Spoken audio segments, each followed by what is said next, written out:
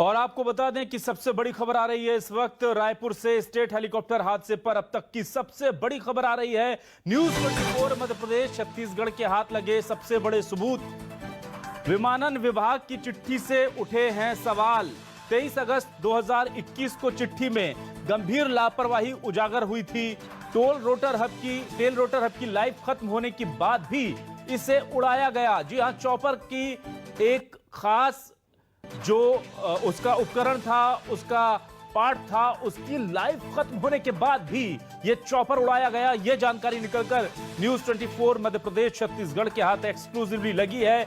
आपको बता दें कि हादसे की प्रमुख वजह टेल रोटर हब की खराबी को ही माना जा रहा है। 3000 घंटे तक की ही टेल रोटर हब की लाइफ थी, लेकिन राज्य सरकार और यहां का विमानन विभाग, साथ ही स्टेट हैंगर के जिम्मेदार अधिकारी सब कुछ जानते हुए भी इसे करीब 100 घंटे और यानी 3090 घंटों से ज्यादा उड़ा रहे थे। मतलब जितनी कंपनी ने लाइफ लिख कर दी है जिस उपकरण की, उससे ज्यादा उसे और उड़ाया जा रहा था। और ऐसे में हादसा नहीं होता तो क्या होता? यह बड़ी और महत्वपूर्ण जानकारी न्यूज 24 मध्य प्रदेश छत्तीसगढ़ के हाथ लगी है। स्टेट हैंगर के अधिकारियों को विमानन विभाग ने अंतिम चेतावनी भी दी थी और कहा था कि मेंटेनेंस में किसी तरह की लापरवाही ना बरती जाए। लेकिन तय क्षमता से ज्यादा उड़ान को लेकर अधिकारियों को चेतावनी मिलने के बाद भी ये चॉपर उड़ान भरता रहा और आखिरकार दो होनहार पायलट, दो बहुत सीनियर पायलट हमने खो दिए। और ये ऐसी क्षति है जो न सिर्फ आर्थिक तौर पर हुई है, बल्कि इससे कहीं ना कहीं मनोबल भी टूटता है और सवाल भी उठते हैं। इन्हीं सवालों के साथ आज हम शुरू करेंगे अपना खास कार्यक्रम आपकी बात।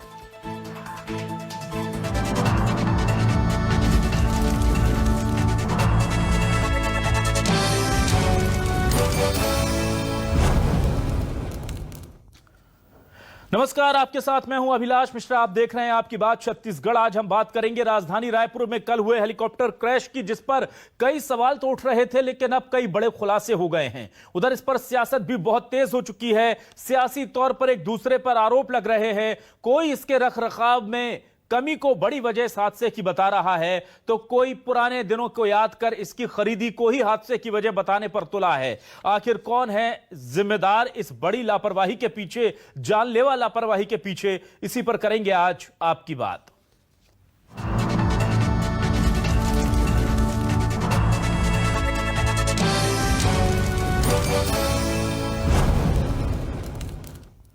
तो हादसे की वजह के तकनीकी जो पहलू हैं वो तो हम आपको लगातार दिखा रहे हैं, लेकिन सियासी पहलू जो है वो बड़े दिलचस्प हैं। इस हादसे की वजह क्या तात्कालिक और वर्तमान की जो लापरवाही थी रखरखाव में हेलीकॉप्टर की वो थी, या फिर जब इसकी खरीदी की गई तभी इसके सुरक्षा मानदंडों से समझौता कर लिया गया? इसे लेकर बीजेपी और कांग्रेस एक दूसरे पर हमलावर हैं। कोई किसी का वर्तमान कलंकित दिखा रहा है तो कोई किसी का काला अतीत याद दिला रहा है। सुनिए बीजेपी और कांग्रेस क्या कह रहे हैं हेलीकॉप्टर हादसे के बाद एक दूसरे को लेकर।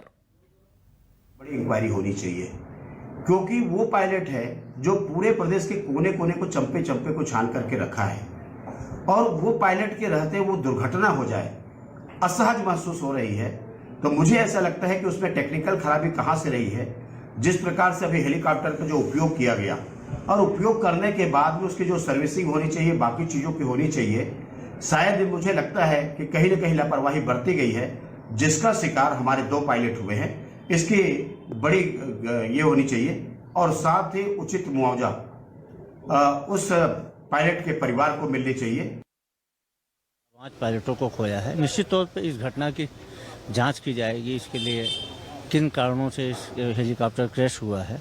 नेता प्रतिपक्ष यदि इसमें सवाल खड़ा कर रहे हैं तो सवाल तो इसकी खरीदी के समय भी खड़ा हुआ था।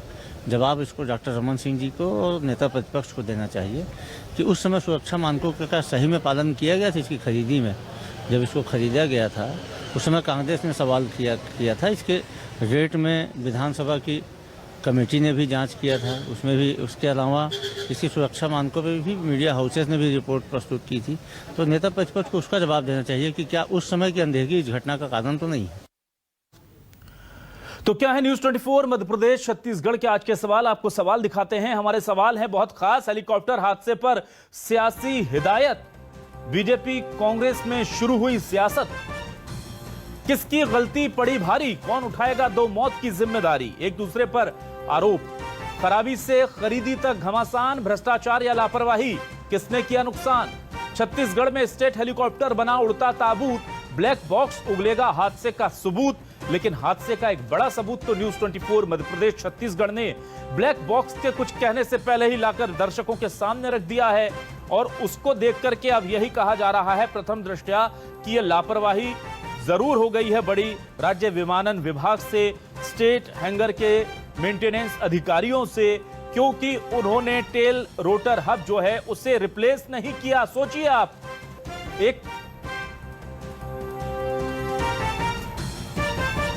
एक छोटी सी गाड़ी भी अगर हम चलाते हैं तो उसमें कोई पार्ट खराब होता है तो उस गाड़ी को निकालने से पहले 4 बार सोचते हैं कि यह पार्ट खराब है, इसे चेंज कर लिया जाए। राज्य सरकार जिसके पास ना तो पैसों की कमी है ना ही किसी तरह की दिक्कत है, लेकिन फिर भी जब सबको पता है कि छत्तीसगढ़ के वीवीआईपी इस चॉपर का इस्तेमाल करते हैं तो क्यों आखिर इस हेलीकॉप्टर को उड़ता हुआ ताबूत बनने दिया गया? आपको दिखाते हैं क्या बड़ा खुलासा किया है न्यूज 24 मध्य प्रदेश छत्तीसगढ़ ने। वो खबर आपको दिखाने जा रहे हैं आपके टेलीविजन स्क्रीन पर। यह बड़ी खबर, न्यूज 24 मध्य प्रदेश छत्तीसगढ़ के हाथ लगा सबसे बड़ा सबूत। जी हां, हिलाकर रख देने वाला सबूत। न्यूज 24 छत्तीसगढ़ के टेलीविजन स्क्रीन पर आप इस वक्त जो पेपर देख रहे हैं वो सबसे बड़ा सबूत है। विमानन विभाग की यह वो चिट्ठी है जिससे कई सवाल उठ गए हैं।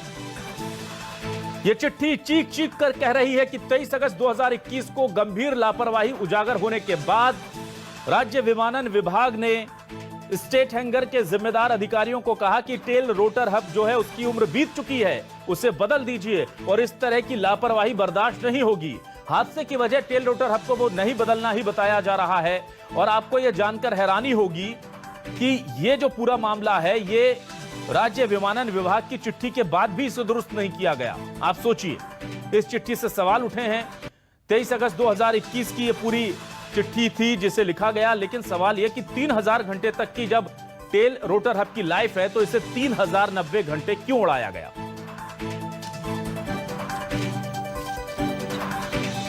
दो खास मेहमान हमारे साथ जुड़ चुके हैं। हमारे साथ कांग्रेस से वरिष्ठ नेता प्रवक्ता आरपी सिंह जी जुड़ चुके हैं, बीजेपी से वरिष्ठ नेता प्रवक्ता संजय श्रीवास्तव जी जुड़ चुके हैं। संजय जी, आरपी जी, बहुत बहुत स्वागत है आपका न्यूज 24 मध्य प्रदेश छत्तीसगढ़ पर।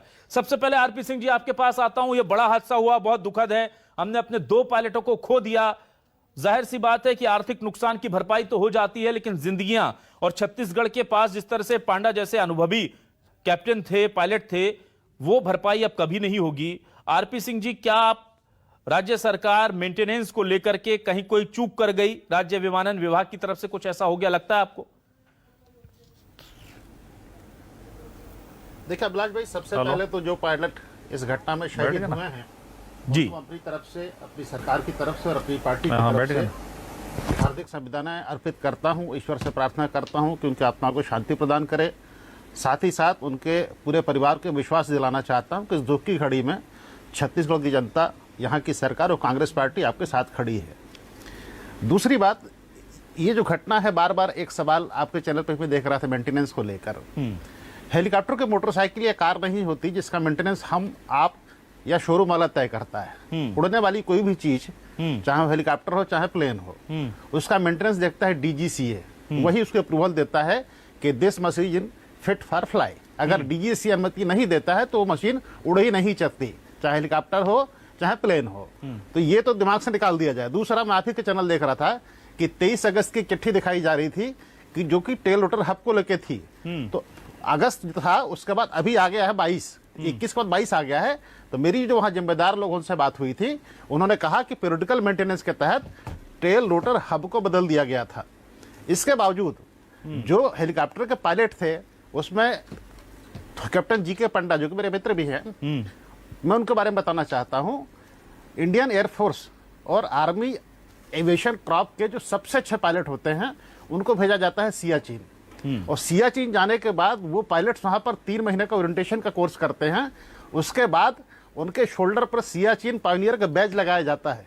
यानी हिंदुस्तान के जो सबसे अच्छे पायलट होते हैं वो सियाचिन में जाकर सियाचिन पायनियर बनते हैं। और मिस्टर पंडा उसमें से एक थे। तो जो आदमी दुनिया के सबसे खतरनाक इलाके में हेलीकॉप्टर फ्लाइंग कर चुका हो, वो छत्तीसगढ़ में पिछले 2010 से उड़ा रहे थे। अचानक क्या हुआ, तो क्या हुआ तो जांच का विषय है। लेकिन आज एक बड़े अखबार ने लिखा है कि सरकारी हेलीकॉप्टर उड़ता हुआ ताबूत था। ये उड़ता हुआ ताबूत क्यों था साहब? तो फिर बात उठती है 2007 में, जब ये खरीदा गया। ठीक है, जब ये खरीदा गया उसी समय हमने आपत्ति की थी। कि आप स्पेसिफिक एक मॉडल कि उसी हेलीकॉप्टर को खरीदने के लिए टेंडर क्यों निकाल रहे हैं? जबकि कोई चीज हम खरीदते हैं, हम अपनी जरूरतें क्लेम करते हैं कि हमको हैवी लिफ्ट चाहिए, हमको मीडियम लिफ्ट चाहिए, हमको लाइट हेलीकॉप्टर चाहिए। इन्होंने कंपनी चुन की, वो मॉडल चुना और एक ही मॉडल के लिए निविदा निकाली गई, जिस पर बाद में कंट्रोलर ऑडिटर जनरल ने आपत्ति उठाई। विधानसभा में यह बात उठी थी, लेकिन रमन सिंह की सरकार रहते वो रिपोर्ट कभी पेश नहीं हुई। मैं कुछ बातें बताना चाहता हूं आपको। सिंगापुर की शार्प ओशन कंपनी जिससे लिया गया था, वो कंपनी इस हेलीकॉप्टर के खरीदे जाने के कुछ महीने पहले ही बनी थी और उसकी कुल पूंजी थी 50,500 रुपए। 50,500 रुपए की कंपनी, जो कि इन्वेस्टमेंट कंपनी थी, उससे रमन सिंह सरकार ने 27 करोड़ की कीमत का हेलीकॉप्टर खरीदा था। सोचिए आप। उसके बाद 6 महीने बाद जब उसको भुगतान हो गया तो एक नई कंपनी फिर से बना दी जाती है, जो कि अभिषेक सिंह, वो निवासी थे कवर्धा के, उनके पिता का नाम था डॉक्टर रमन सिंह।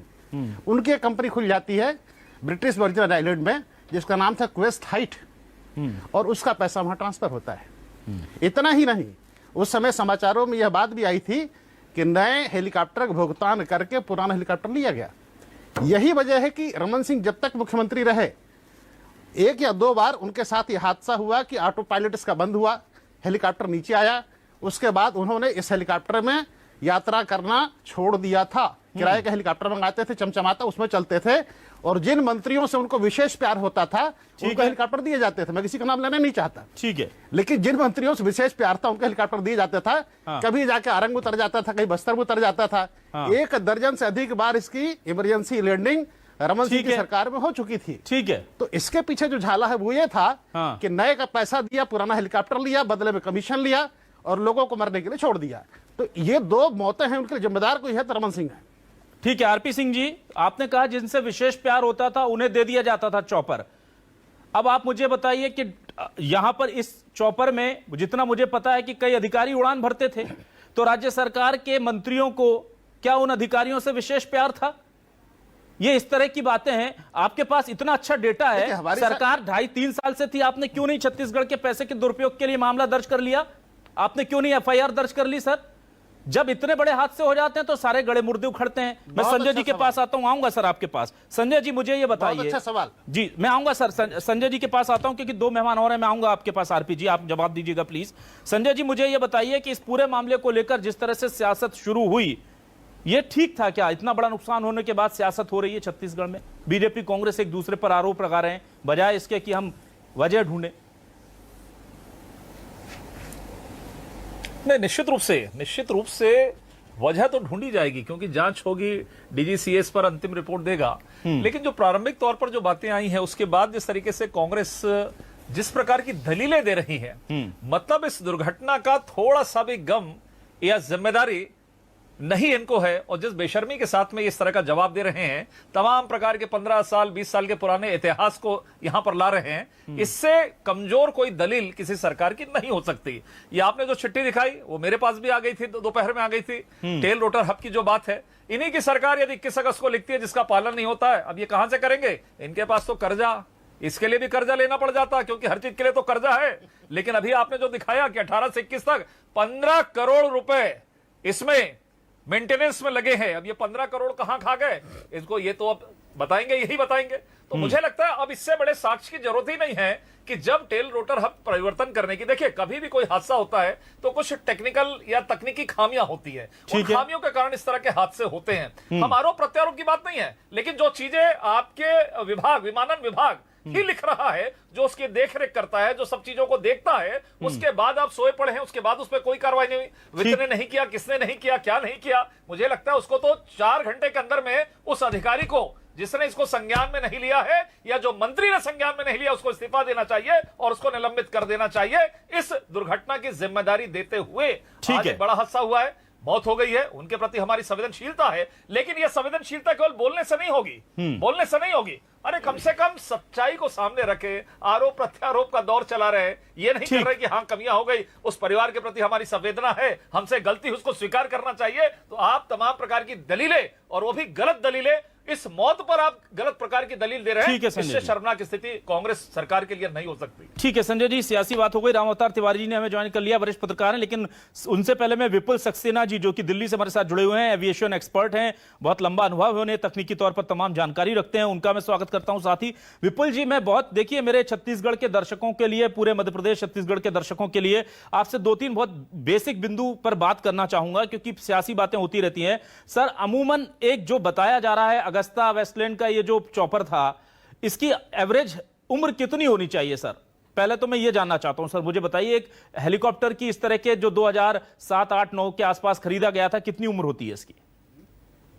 जो हमारे इंडिया के जो रूल्स हैं सिविल एविएशन के, उसमें कोई भी जहाज जो है 20 साल की उसकी उम्र होती है, 20 साल तक जो उसका रजिस्ट्रेशन वैलिड होता है। उसके बाद 20 साल से पुराना जहाज नहीं उड़ाने देते हैं। तो ये एक हर देश का अपना रूल होता है और उसके अनुसार ये सब चलता है। तो अगर 2007-8 में लिया है तो मैंने समझता कि जहाज पुराना है, ये जहाज अपनी लाइफ कंप्लीट कर चुका है।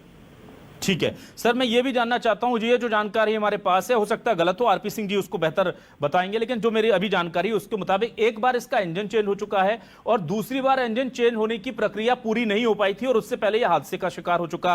23 अगस्त 2021 को चिट्ठी लिखी गई थी कि इसका टेल रोटर हब जो है वो 3000 घंटों की उड़ान पूरी कर चुका है। 3090 घंटे तक आपने कैसे उड़ा लिया, मतलब इसको उस टाइम भी ओवर ड्यू कर दिया गया था और उसे तकनीकी तौर पर जानकारी को दिया गया स्टेट हैंगर के मेंटेनेंस अधिकारियों को, और आरपीजी कह रहे हैं उसको बदल दिया गया था।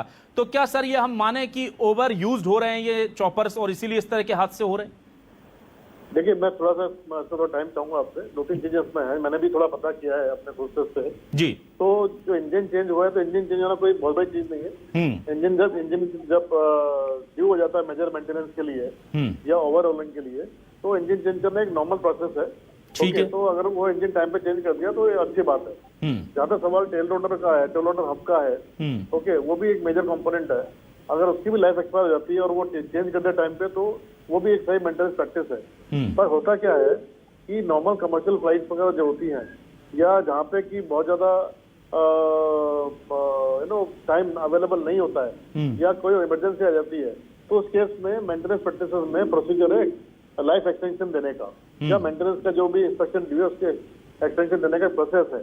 उस प्रोसेस में क्या होता है कि जो चीफ इंजीनियर होता है वो उसके कुछ मिनिमम टेस्ट चेक करता है वो, और उसके बाद वो सर्टिफिकेट देता है कि भाई एक मिनिमम जो उसकी मेंटेनेंस होनी चाहिए वो हमने कर दी है और इतना सेफ है कि अगले जो भी इसका लाइफ होता है, जैसे सपोज 200 घंटे के इंस्पेक्शन के लिए ड्यू है तो उसका 5% मतलब 10 घंटे के लिए एक्स्ट्रा उड़ सकता है। या सपोज लाइफ एक्सपायर हो गई है, टेल रोटर हब की 3000 घंटे की उसकी लाइफ है, तो 10% उसको 30 घंटा के आसपास जो है 1% के आसपास जो है वो लाइफ एक्सटेंड कर सकते हैं। वो सर्टिफाई करता है और फिर जो है उसको रेगुलेटरी अथॉरिटी उसको अप्रूव करता है।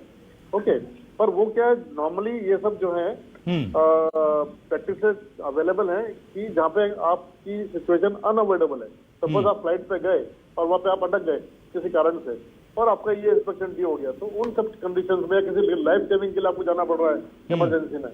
ओके, पर यहाँ पे चूंकि हेलीकॉप्टर वीवीआईपी के लिए अप्लाई कर रहा था, मुख्यमंत्री, मंत्री, गवर्नर सब फ्लाई करते होंगे, उस केस में अगर इस तरह का प्रैक्टिस की गई है, मैं समझता हूँ कि ये थोड़ा सा सीरियस इशू है जिसको गवर्नमेंट को रिलुक करना चाहिए और इन सब चीजों पर प्रोहिबिशन लगाना चाहिए। अच्छा, एक छोटा सा और एक और सवाल मेरा है, लैंडिंग के वक्त ये बताया जा रहा है कि लैंडिंग के वक्त यहाँ पर ये क्रैश लैंडिंग हुई है, तो क्या ये टेल रोटर हब जो है ये मेनली रिस्पॉन्सिबल होता है लैंडिंग के वक्त? क्या इससे हम ये अंदाजा लगा सकते हैं कि वही दिक्कत रही हुई होगी या कोई और भी दिक्कत हो सकती है?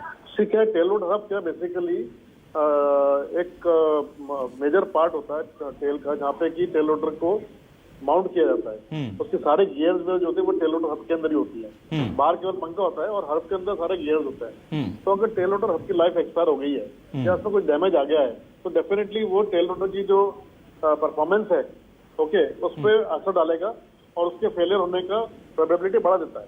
ठीक है, और टेल रोटर जो है वो मेनली आपका डायरेक्शन कंट्रोल के लिए काम आता है। डायरेक्शन और जो कंट्रोल के बैलेंसिंग, काम हाँ, डायरेक्शन कंट्रोल में काम आता है। ठीक है। और मेजरली जो है, जो जब आप फ्लाई करते हो, जैसे आप कार चलाते हो तो आपको स्टीयरिंग की भी जरूरत पड़ती है, गियर की भी जरूरत पड़ती है। इसी तरह से जब आप फ्लाइंग करते हो तो आपको मेन रोटर की भी जरूरत पड़ती है, टेल रोटर की भी जरूरत पड़ती है। दोनों का कॉम्बिनेशन से ही जहाज जो है स्टेबल रहता है। ठीक है तो सर। अगर टेल रोटर हब में कोई प्रॉब्लम आई है तो टेल रोटर का माल फंक्शन कर सकता है, टेल रोटर फेल कर सकता है। फेल ठीक। करेगा तो क्या होगा, वो जहाज ऊपर रोटेशन करना शुरू कर देगा अनकंट्रोल्ड, और उसमें जो है वो आके फिर जब आपका कंट्रोल नहीं रहेगा तो सडनली आपका लॉस ऑफ पावर होएगा और वो आके पत्थर की तरह नीचे गिरेगा। This is what probably has happened in this case. Okay sir. Ramavatar Tiwari ji, मुझे ये बताइए, रमन सरकार में ये प्लेन जो था, हेलीकॉप्टर जो था, इसे उन्होंने यूज करना बंद कर दिया क्योंकि ये बार बार तकनीकी दिक्कतें इसमें आ रही थी। सीएम भूपेश बघेल भी इस चॉपर में नहीं बैठते थे क्योंकि बार बार इसमें दिक्कतें आ रही थीं, और अधिकारी बैठते थे। सर ये बताइए, मेरा ये व्यक्तिगत कोई भी, चाहे सीएम रमन सिंह जी हो, भूपेश बघेल हो, ये ना लें, जो इनका प्रोटोकॉल तय करते हैं कि कौन किस हेलीकॉप्टर में जाएगा। जब ये हेलीकॉप्टर सीएम के लाइफ के लिए रिस्की फील हो रहा था तो इसमें मेरे प्रदेश के मुख्य सचिव, एसीएस, दूसरे बड़े अधिकारी रमन सिंह जी क्यों बिठाते थे, भूपेश बघेल जी क्यों बिठाते थे? जब उन्हें लगता था कि ये मेरे लिए फिट नहीं है तो किसी के लिए फिट नहीं है। अगर तकनीकी खामी है तो दोनों के लिए होगी। तो आपको लगता नहीं रामावतार तिवारी जी कि यहां पर थोड़ा सा अधिकारियों ने प्रोटोकॉल के चक्कर में लोगों की जिंदगियों से खिलवाड़ कर दिया? बिल्कुल सही कहा आपने कि जो अधिकारी हो, चाहे नेता हो, चाहे विपक्ष के नेता हो, सब हमारे प्रदेश के लिए बहुमूल्य हैं।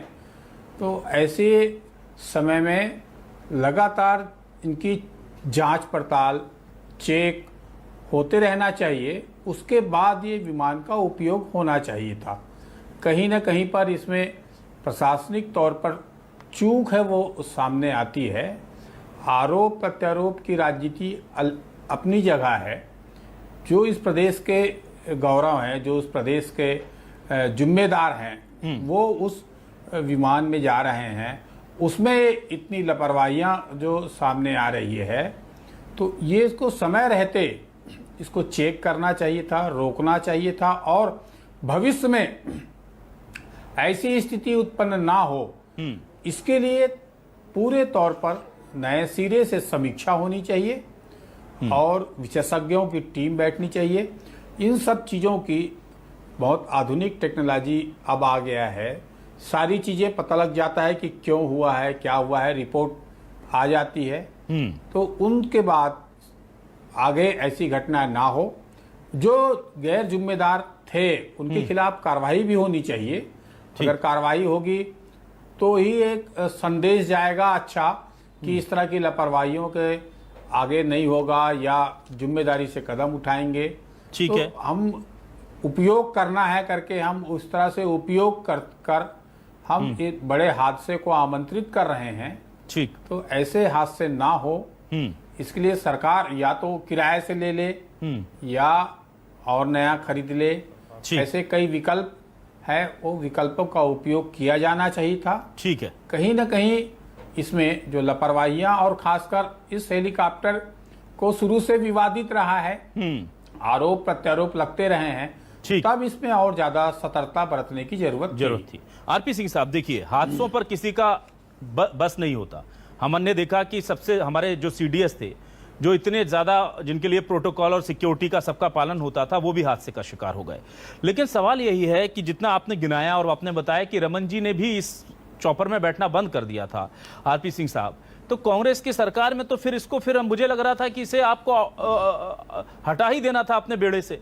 क्यों फिर इसको लेकर के आगे बढ़े? क्या ऐसा लगता नहीं कि थोड़ा सा शायद गड़बड़ इधर से भी हुई है, मतलब इस चीज को लेकर के भी? और देखिए, सीएम साहब को बैठने की अनुमति नहीं दे रहे हैं अगर उनके प्रोटोकॉल ऑफिसर इसमें, तो इसका मतलब है कि वो समझ रहे हैं कि इसमें खतरा तो है। तो ऐसे में आपको लगता नहीं कि इस तरह के खतरों को दूर से ही, चाहे नुकसान हो रहा है, मानते हैं बहुत नुकसान होता, इस चॉपर को बाहर कर देना था? देखिए अभिलाष भाई, आपने बहुत अच्छा सवाल पूछा, आपको धन्यवाद देता हूं जी। हेलीकॉप्टर में जब इंजन चेंज हुआ उसके बाद माननीय मुख्यमंत्री जी इसी हेलीकॉप्टर का इस्तेमाल करते थे। जिसकी सीटिंग कैपेसिटी गर्मी के मौसम को छोड़कर 5 लोगों की है। ठीक है। लेकिन जैसे ही गर्मी आती है तो आधा फ्यूल और आधा पेलोड करके हेलीकॉप्टर को उड़ाना पड़ता है, क्योंकि हवा थिन हो जाती है तो हेलीकॉप्टर को 7000 फीट से ऊपर उड़ना पड़ता है। ओके। तो अधिकतम उसमें 3 लोग बैठ सकते हैं। तो एक माननीय मुख्यमंत्री जी, एक उनका सुरक्षा अधिकारी और एक उनका ओएसडी। अब चौथा आदमी कहाँ बैठेगा? ठीक है। इसलिए जब गर्मी के समय में मुख्यमंत्री का कहीं मूवमेंट होता है तो ऐसे हेलीकॉप्टर को हम हायर करते हैं जिसमें कम से कम 5 से 7 लोग की बैठने की व्यवस्था हो, ताकि उनका स्टाफ, वहां के संबंधित मंत्री, वहां के संबंधित विधायक उनके साथ जा सके।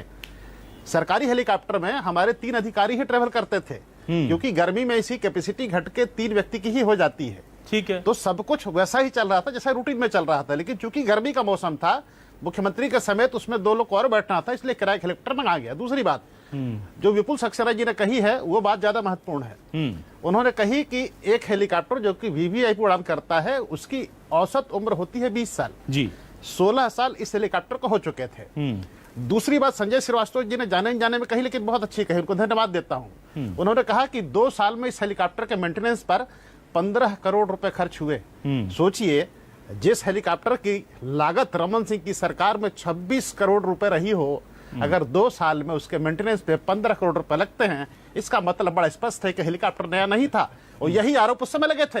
विपुल सक्सेना जी जो कि टेक्निकल एक्सपर्ट हैं, एविएशन एक्सपर्ट हैं, हमसे संजय जी से बेहतर समझते एविएशन को, अगर वो कह रहे हैं कि 20 साल की उम्र होती है, इसका मतलब है कि हेलीकॉप्टर पुराना था।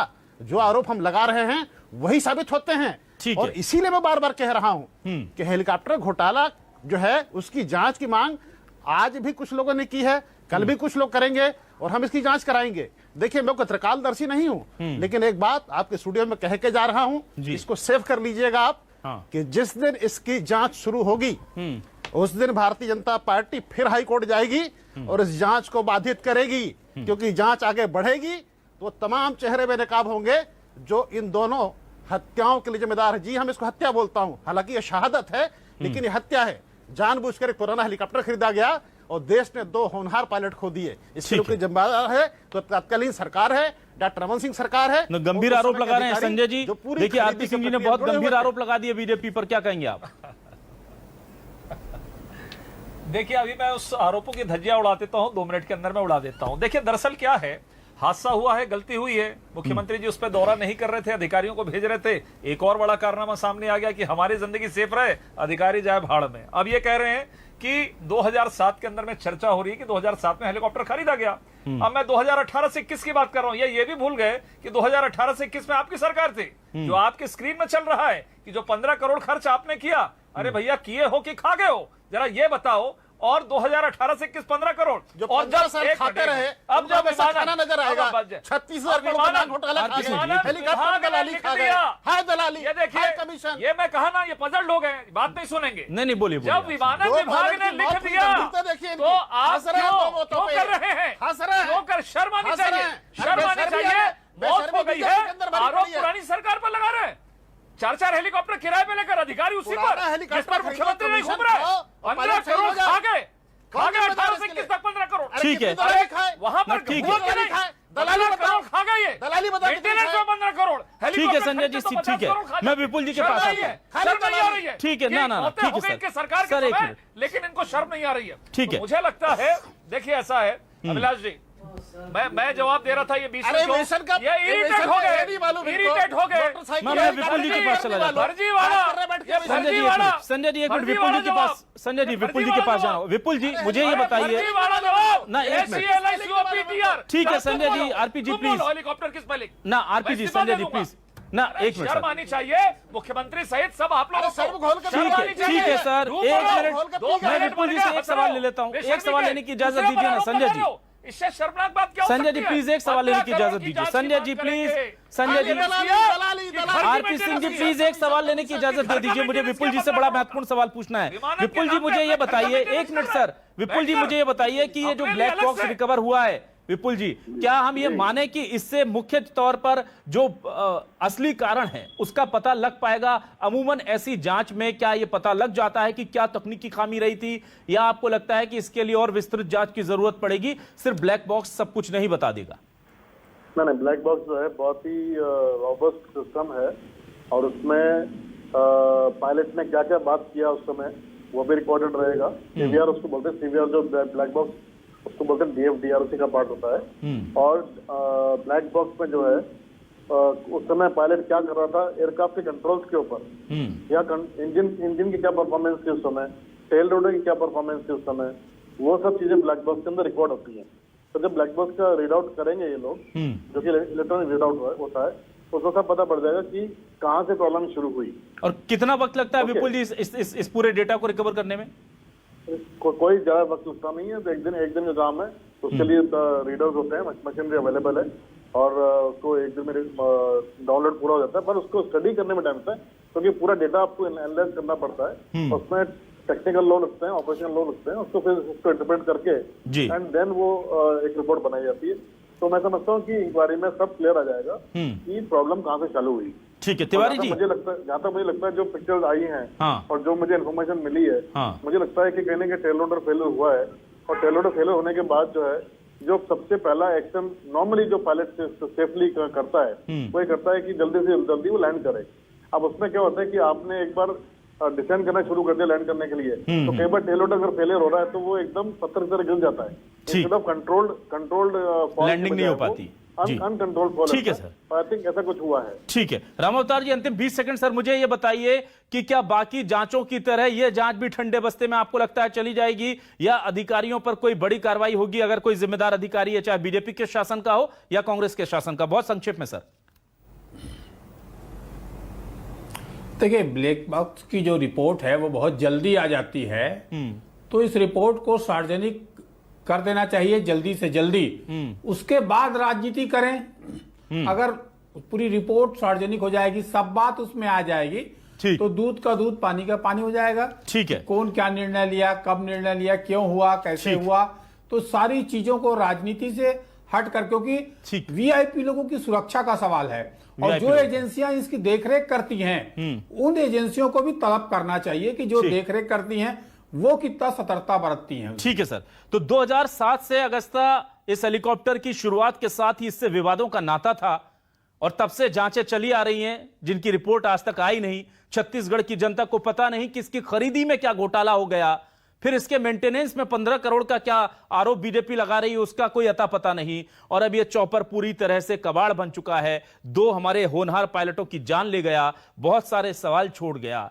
लेकिन यह मायावी उड़ता ताबूत क्या छत्तीसगढ़ की जनता को जाते जाते असल गुनहगारों के नाम बताएगा? यह सबसे बड़ा सवाल है, क्योंकि जांचों का क्या होता है, सरकारी जांचों का आप सब जानते हैं, वो जांचें वही होती हैं जिनका हासिल कुछ नहीं होता। इस बार देखते हैं कि दोषियों तक सरकार के, पुलिस प्रशासन के और जिम्मेदार एजेंसियों के हाथ पहुंचते हैं, या फिर एक बार कुहासा छाया रहता है। बहुत बहुत शुक्रिया आरपी सिंह जी, संजय श्रीवास्तव जी, रामावतार तिवारी जी और विपुल सक्सेना जी हमारे साथ जुड़ने के लिए। तमाम दर्शकों का भी बहुत बहुत शुक्रिया। नमस्कार।